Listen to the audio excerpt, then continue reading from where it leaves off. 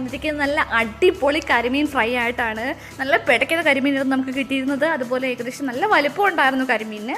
അപ്പോൾ ആദ്യം തന്നെ ഇതിൻ്റെ ചിതമ്പലും ചിറകൊക്കെ വെട്ടി മാറ്റി ക്ലീൻ ചെയ്ത് വെച്ചിട്ടുണ്ട്. ക്ലീൻ ചെയ്യുമ്പോൾ ഉപ്പും പുളിയും കൂടി ചേർത്തിട്ടാണ് നമ്മൾ ക്ലീൻ ചെയ്തത്. കാരണം എന്ന് വെച്ചാൽ ഇത് കായലിൽ വളരുന്ന മത്സ്യമായതുകൊണ്ട് അതിൻ്റെ ചേർന്ന സ്മെല്ലൊക്കെ ഒന്ന് മാറാൻ വേണ്ടിയിട്ടാണ് നമ്മൾ ഉപ്പും പൊടിയും കൂടി ചേർത്ത് കഴുകുന്നത്.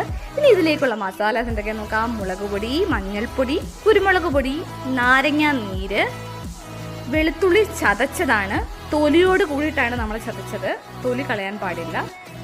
അതുപോലെ തന്നെ ആവശ്യത്തിന് ഉപ്പ്. പിന്നെ കറിവേപ്പില എടുക്കുമ്പോൾ ശ്രദ്ധിക്കേണ്ടത് ഫുൾ തണ്ടോട് കൂടിയിട്ടാണ് നമ്മൾ ഫ്രൈ ചെയ്യാൻ പോകുന്നത്. അപ്പോൾ ഇതിലൊന്നും ആക്കണ്ട. ഇനി മസാലാസ് എങ്ങനെ ചേർക്കുന്നത് നമുക്ക് നോക്കാം. ഒരു ബൗളിലേക്ക് 4 ടീസ്പൂണോളം മുളക് പൊടി ചേർത്ത് കൊടുക്കാം.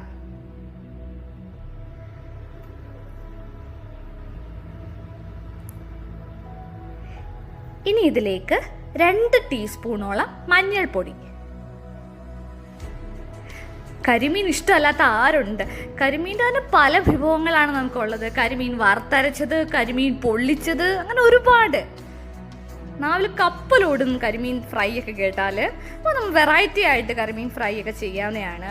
അപ്പോൾ ഇതിലേക്ക് ഇനി 1 ടീസ്പൂണോളം കുരുമുളക് പൊടി നമ്മൾ ചേർത്ത് കൊടുത്തിട്ടുണ്ട്. ഇനി ഇതിലേക്ക് ആവശ്യത്തിന് ഉപ്പ്, 1 ടീസ്പൂണോളം ഉപ്പ് ചേർത്തിട്ടുണ്ട്.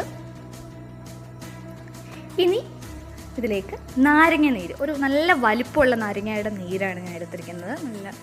അപ്പം നല്ലോലൊന്ന് മിക്സ് ചെയ്തെടുക്കാം. ഇതിൽ പ്രത്യേകം ശ്രദ്ധിക്കേണ്ടത് വെള്ളം ഒന്നും തന്നെ ചേർക്കണ്ട. വെള്ളം ഒട്ടും തൊടണ്ട, വെള്ളത്തിൻ്റെ അംശമേ വേണ്ട. നാരങ്ങ നീരാണ് നമ്മൾ ചേർക്കുന്നത്. ഇൻ കേസ് നിങ്ങൾക്ക് മസാലയ്ക്ക് ആ ഒരു പരുവായില്ലെങ്കിൽ കുറച്ച് നാരങ്ങയുടെ നീരും കൂടെ ചേർത്ത് കൊടുത്താൽ മതി. അപ്പോൾ എനിക്ക് ഏകദേശം ഒരു പരുവം കിട്ടിയിട്ടുണ്ട്. ഇനി നമ്മുടെ മീനിലേക്ക് അങ്ങ് പുരുട്ടി കൊടുത്താൽ മതി. മീൻ നല്ലപോലെ ആ ചെറുതായിട്ട് തന്നെയാണ് വരഞ്ഞിട്ടേക്കുന്നത്. അപ്പം അതിൻ്റെ മസാലാസ് എല്ലാം ഉള്ളിലേക്കൊന്ന് സ്പ്രെഡാവും. തിരിച്ചും ഇട്ട് കൊടുക്കാം.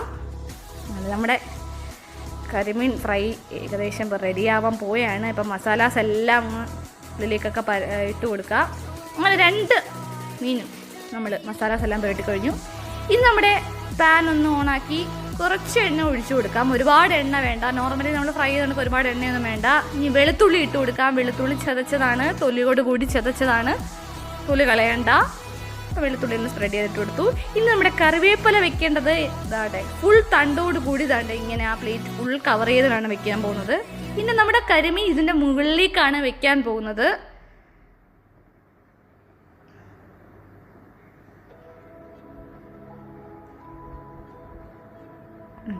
കരിമീൻ നമ്മുടെ കറിവേപ്പിലയുടെ മുകളിലേക്ക് കിടത്തിയാണ്.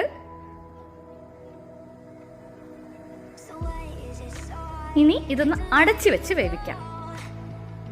അടച്ചു വെക്കണം, പ്രത്യേകം ശ്രദ്ധിക്കുക. ഒരു അടപ്പിട്ടിട്ടാണ് നമ്മൾ അടച്ചു വെക്കുക. അപ്പം നമ്മുടെ ഏകദേശം ഒരു സൈഡ് മുരിഞ്ഞിട്ടുണ്ട്. അത് ചെറുതായിട്ടൊന്ന് നമ്മൾ ഗ്യാസ് ഒന്ന് ഓഫ് ചെയ്ത് ചെറുതായിട്ടൊന്ന് തണുത്തിട്ടാണ് നമ്മളൊന്ന് തിരിച്ചിട്ടത്. നമ്മൾ ചൂടോടുകൂടി തിരിച്ചിടാതിരിക്കുകയാണ് നല്ലത്. കാരണം അത് പൊടിഞ്ഞു പോകും നമ്മൾ ചൂടോട് കൂടി തിരിച്ചിട്ടാൽ. അതുകൊണ്ട് ഒരു 5 മിനിറ്റ് ഒന്ന് വെയിറ്റ് ചെയ്തിട്ട് ജസ്റ്റ് ഒന്ന് തിരിച്ചത്. ഇത് കരിമീൻ മാത്രമല്ല, വേറെ ഏതിനായാലും ഇങ്ങനെ ഒന്ന് ജസ്റ്റ് ഒന്ന് തണുത്തിട്ട് തിരിച്ചിടുകയാണെങ്കിൽ മീനൊന്നും പൊട്ടിപ്പോകത്തില്ല. ഇതിപ്പോൾ നിങ്ങൾക്ക് ഇങ്ങനെ കറിവേപ്പില ചെയ്യുന്നത് എല്ലാ മീനിലും ചെയ്യാൻ പറ്റും. ഏകദേശം നല്ല മാംസമുള്ള മീനിലൊക്കെ ചെയ്യാവുന്നതാണ്.